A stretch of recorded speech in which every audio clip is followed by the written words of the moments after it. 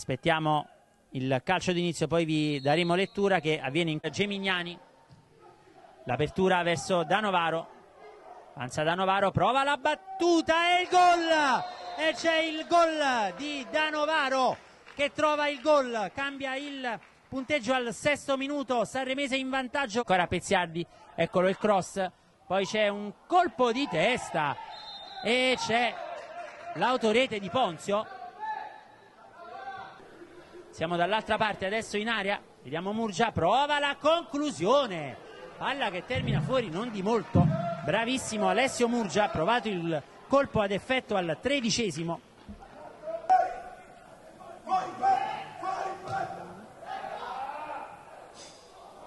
Attenzione, adesso c'è la traversa colpita da Rossi, torna indietro, prova un doppio dribbling, palla poi ancora per il controcross di Danovaro, un colpo di testa e c'è il gol di Miccoli, Sanremese in vantaggio al 24° minuto.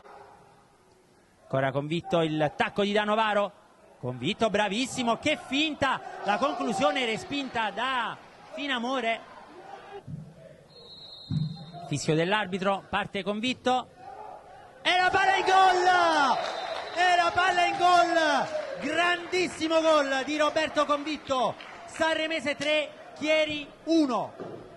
Sul fondo Castelletto effettua il cross troppo lungo, arriva poi Spera e trova un gran gol di controbalzo, trova un gran gol al minuto 46 e arriva anche il duplice fischio dell'arbitro.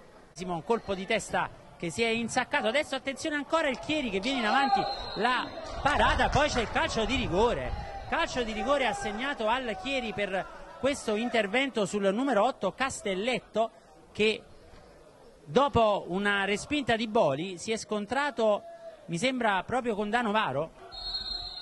Fischio dell'arbitro, parte Valenti e la palla in gol sotto la traversa.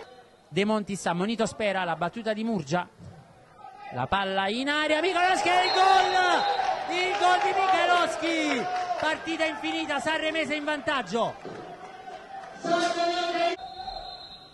Il fischio della giacchetta nera, la battuta direttamente in porta di Spera, la respinta di Boli, molto mobile Pezziardi, tocco verso Castelletto, va a effettuare il cross, la palla poi viene smanacciata in angolo da Boli. Terzo corner per il Chieri, scivola anche Ozzara, vediamo se scatta il contropiede, solo Convitto, attenzione, solo Convitto, ancora Convitto, c'è Gagliardi, Convitto va via, palla verso Gagliardi, però sporcata purtroppo da un avversario. Adesso c'è questa punizione, sulla palla c'è Ferrandino, palla dentro che scorre via e siamo al 49°, quindi arriva proprio in questo momento il triplice fischio, Sanremese che batte il Chieri 4-3 e termina quindi il suo campionato con una vittoria a quota 65. Il pareggio del Casale al 96°. Il pareggio